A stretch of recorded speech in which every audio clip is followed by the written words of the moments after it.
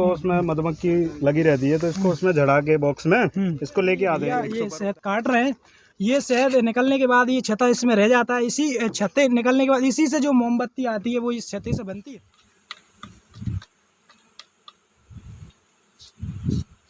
अगर अपन को ऊपर से रेट अच्छी मिली तो उसकी 2-2.5 लाख रुपए बचत हो जाती है। जी। तो आप देख रहे होंगे किस तरीके से ये भैया इन मक्खियों से ये निकाल रहे हैं। अब निकालने के बाद इसको वो उस मशीन में डाली जाएगी।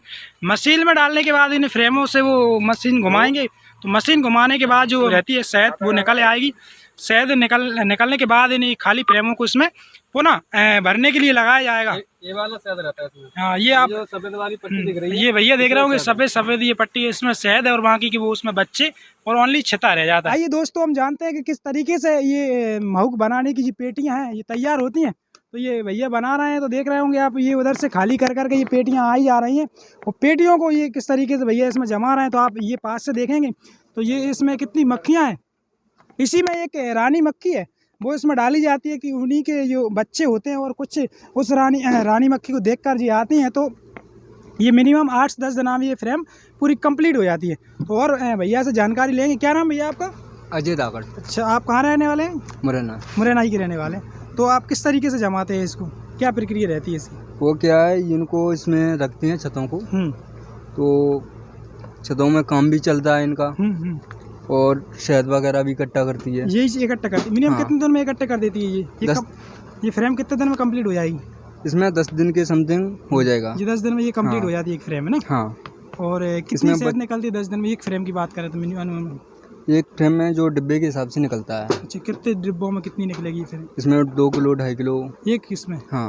और अच्छा 2-2.5 किलो निकलती है एक। हाँ, इसमें कम ज़्यादा भी हो सकती है। हाँ, ज़्यादा भी हो सकती है। 5 इसमें मक्खी के लिए क्या डालना पड़ता है, जैसे कि मक्खी बुलाने के लिए क्या करना पड़ता है? इसमें जो रानी मक्खी होती है, अगर वो इसके अंदर होगी तभी सब आ जाएंगी। अच्छा, तो रानी मक्खी अपन परचेस करके लाने पड़ती है, क्या करना पड़ता है? नहीं, रानी मक्खी क्या है, इसमें काम देना पड़ता है। अच्छा, तो उसमें बन जाती है। पहचान कैसे होगी? अच्छा, अपन कैसे पहचान करेंगे कि रानी मक्खी? अभी रानी मक्खी जो इसकी पहचान ऐसे तो नहीं होती है, क्योंकि वो मिलती भी कम है। इसमें जो काम वगैरह डला रहता है। अच्छा, वो अगल ही मतलब हटके ही दिखाती है ना। आप देख रहे होंगे ये किस तरीके से ये कितने उसमें कितना, हालांकि ये कितना कठिन काम है, आप इसका अंदाज़ा लगा सकते हैं कितनी मेहनत होती है काम में, कितनी बारीकी से ये काम करना पड़ता है। ये भैया है, ये रानी मक्खी को देख रहे हैं, आप देख रहे होंगे रानी मक्खी भैया को नहीं मिल रही है, काफ़ी देर से परेशान हो रहे हैं। ये भैया का कहना है कि अगर इस डिब्बे में एक रानी मक्खी डाल दी जाए तो उसी के प्रभाव से जो बाकी मक्खियाँ हैं वो आ जाती हैं और जो रस लेके आती हैं तो वो इसी में छोड़ जाती हैं। अनुमानित माने तो 10 दिन में ये डिब्बा अपना कंप्लीट हो जाता है, जो शहद निकालने के लिए काफ़ी होता है। 10 दिन के बाद इसी को शहद निकाली जाती है। शहद निकालने के बाद ये इसको उस मशीन में डालकर शहद निकालते हैं। शहद निकालने के यहाँ से निकलने के बाद ये शहद फैक्ट्रियों में जाती है। फैक्ट्रियों से ये पैकिंग होने के बाद पैकिंग और अपना कंपनी का लोगो लगने के बाद जो आम इंसान रहते हैं, मतलब आम लोगों के लिए, आम जन के लिए बाज़ार में उतर जाती है। ये होती है, आप देख रहे होंगे, ये है रानी मक्खी। इसी रानी मक्खी कहते हैं। इसी के प्रभाव से मतलब ये अगर पेटी में डाल दी जाए तो बाकी की मक्खियाँ इसी में आ जाती हैं। नमस्कार दोस्तों, आप देख रहे हैं M9 इंडिया न्यूज़। मैं हूं आपके साथ मोहन कुशवाहा। इस वक्त हम मौजूद हैं बरखेड़ी पे। यहाँ पर मधुमक्खी पालन किया जा रहा है। तो ये भैया हैं, इनसे जानते हैं कि मधुमक्खी पालन किस तरीके से किया जाता है और कितनी मधुमक्खी पालन में लागत लगती है और कितना इनको एक सीजन का मतलब जो है इनको फ़ायदा मिलता है। तो जानेंगे भैया से।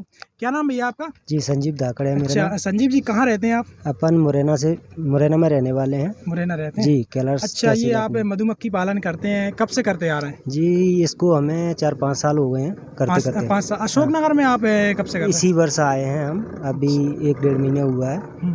तो ये हम यहाँ पे अपना फार्म लगाए हुए हैं। अच्छा, कितने बॉक्सों का ये मतलब फार्म? ये फार्म अपने 500-600 बॉक्सों का फार्म है। अच्छा, अशोकनगर में कितने बॉक्सों का फिलहाल आप? 500 बॉक्स। 500 बॉक्स। किस तरीके से इसका स्टार्टिंग किया जाता है? जैसे अपन यहाँ रख देते हैं मधुमक्खी, अब फूल से अपना रस लेके आती है, उसके बाद में हम उसे कलेक्ट करते हैं, मशीन द्वारा निकाला जाता है ये। उसके बाद हम इकट्ठा करके ले जाते हैं इसको। जैसे कि किसी को 100 बॉक्स का अपन को जैसे मधुमक्खी पालन करना है, जी जी तो वो किस तरीके से स्टार्ट कर सकता है? जैसे जी 100 बॉक्स भी ले सकता है, 50 बॉक्स भी ले सकता है। इसका क्या है, थोड़ा हर सीज़न पे ले जाना पड़ता है इधर उधर। तो इसको हम ऐसे मान लो इसी सीज़न पे, धनिया के सीज़न पे हम यहाँ लाए, सरसों के पे भी हम ले जा सकते हैं इसको, बाजरा भी होता है। ये अपनी 4-5 फसलें होती हैं जिस पे हम इनको रखते हैं। इसके बाद में जहाँ इसका शहद कलेक्शन होता है उसको हम शहद कलेक्शन करते हैं। उसके बाद में जैसे कि मान लो किसी को अगर 100 बॉक्स से ये स्टार्टिंग करनी है, जी, तो वो जी। स्टार्टिंग किस तरीके से कर सकता है? जैसे कि जी वो हमसे भी खरीद सकते हैं या बाहर से किसी से भी ले सकते हैं बॉक्स ला के अपना 100 बॉक्स में क्या जैसे मिनिमम मान लें क्या लागत आएगी स्टार्टिंग करने में? इसमें पर बॉक्स मान लो 2,500 से 3,000 के बीच में खर्चा होता है। उसमें क्या क्या खर्चा आएगा जो बॉक्स में लगेगा? मन जैसे कि अपन पूरा का पूरा कंप्लीट बॉक्स ही ले सकते हैं। उस बॉक्स में क्या क्या रहता है? ये बॉक्स में ऐसे 9 फ्रेम रहते हैं, 9 फ्रेम रहेंगे, मतलब छतें रहते हैं। उसमें मक्खी रहेगी, उसमें एक रानी भी रहेगी जो अपने बच्चा मतलब देती रहती है। बस यही इसकी प्रक्रिया है।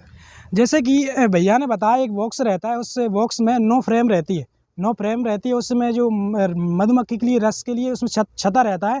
उसी में जो मक्खियों को बुलाने और उसमें बच्चे करने के लिए उसमें एक रानी मक्खी रहती है जो मिनिमम खरीद के उसमें डालनी पड़ती है बॉक्स में। इस बॉक्स को खरीदते हैं तो 2,500 से 3,000 रुपये का उसमें खर्चा आता है। तो और जानेंगे भैया से, तो ये बॉक्स मिनिमम शहद निकालने के लिए कितने दिन में तैयार हो जाता है? ये 8 से 10 दिन के बीच में हो जाता है करीब। अच्छा, तो मिनिमम माने चलें तो इस बॉक्स में कितनी शहद निकलेगी 8 से 10 दिन के अंदर? मान लो एक बार में 8 मतलब 10 बॉक्सों में मान लो 30 केजी 30 केजी निकलती है। 10 बॉक्सों में 30 केजी, यानी 10 दिन में एक बॉक्स तैयार हो जाता है। जी। जैसे आपका चले तो एक सीजन का आपका कितना मिनिमम खर्चा होगा यार? मिनिमम मान लो तो अपन इधर उधर ट्रैवल भी करते हैं तो गाड़ी का भाड़ा वगैरह तो करीब मान लो आप 50,000 के समथिंग एक बार का। आप मिनिमम सीजन में कितनी शहद निकालेंगे?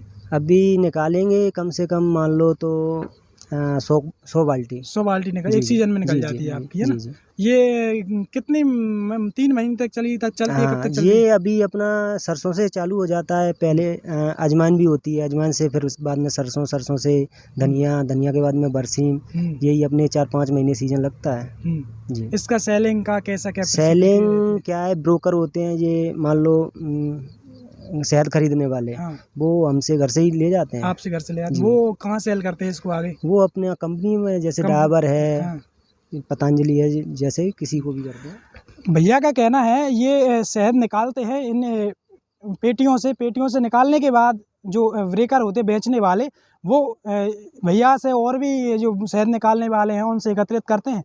एकत्रित करने के बाद ये बड़ी बड़ी कंपनियों में सेल करते हैं और कंपनियों से बनकर ये शहद डिब्बी में पैक होकर एक ब्रांड बनकर निकलती है जो आम किसान और हम सब तक पहुंचती है। तो और जानेंगे भैया से कि कोई अगर मान लो ये बिजनेस करना चाहता है जी। तो 100 पेटियों का मिनिमम उसको क्या खर्चा आएगा करने में और कितनी उसको बचत होगी? मान लो 3 लाख के समथिंग 100 बॉक्स आ जाएंगे और उसके बाद में तो अपना सीजन लग ही जाता है। तो वहाँ से तो उसको बस किराया भाड़ा देना पड़ेगा, उसके बाद में कोई खर्चा नहीं है। तो उसकी क्या बचत होगी जैसे मान के चले एक सीजन में मान लो 100 बॉक्स पे अगर अपन को ऊपर से रेट अच्छी मिली तो उसकी 2-2.5 लाख रुपए बचत हो जाती है। जी। वैसे अभी क्या रेट मिल रही है इससे? अभी तो कोई फिलहाल में रेट है ही नहीं, उठाने के लिए ही तैयार नहीं हो पा रहे। अनुमानित मान के चलें, अनुमानित मान लो तो 100 से 120 के बीच में आना तो चाहिए कम से कम, इतना हमारा अनुमान बोल रहा है। वैसे आप कितनी रेट चाहते हो जिससे कि आप सबको फ़ायदा हो नॉर्मली? जैसे हम तो इसकी रेट कम से कम 200, 150, 200 के बीच में ही चाहते हैं। इतनी रेट हो जाए हमारे लिए काफ़ी है। अभी 100 के समथिंग मान के चले मिनिमम, इतना तो नॉर्मली होना ही चाहिए। 500 और 600 केजी बेच सकते हैं तो अपन तो और भी है, ये भैया हैं, इनसे जानते हैं भैया से कि ये कब से काम कर रहे हैं। तो क्या नाम भैया आपका? मेरा नाम अनूप धाकड़ है। अच्छा, आप कहाँ रहते हैं? मैं भी केलारस से ही हूँ। अच्छा, आप कब से करते आ रहा है ये काम? मैं भी यही 4-5 साल से 4-5 साल हो गए मेरे को काम करते। किस तरीके से ये निकालते हैं? तो अपन ये लोग ये जो फ्रेम होता है ना, इसको उसमें मधुमक्खी लगी रहती है तो इसको उसमें जड़ा के बॉक्स में इसको लेके आते हैं। 100 पर होता है उसमें रख के, इसको यहाँ मशीन में रख के निकालते हैं इसको चलाते, घुमाने के बाद ये शहद निकल जाता है, इसमें से बच्चे उसके रह जाते हैं उसी में। तो उसके बाद इनको वापस इसमें रख के वापस उसी बॉक्स में पहुँचा दिया जाता है। ये आप देख रहे होंगे ये भैया ये शहद काट रहे हैं ये शहद निकलने के बाद ये छत्ता इसमें रह जाता है। इसी छत्ते निकलने के बाद इसी से जो मोमबत्ती आती है वो इस छत्ते से बनती है। और इसे ये काटने के बाद इसको इस पेटी में इसमें डाला जाएगा। उसमें डालने के बाद जो इसमें इसको घुमाया जाएगा। घुमाने के बाद अनुपम ये शहद रहती है, इन छत्तों से ये शहद पूरी इसके पेटी में निकल जाएगी और ये खाली फ्रेम रह जाता है। तो ये पूरी शहद बनाने की प्रक्रिया रहती है।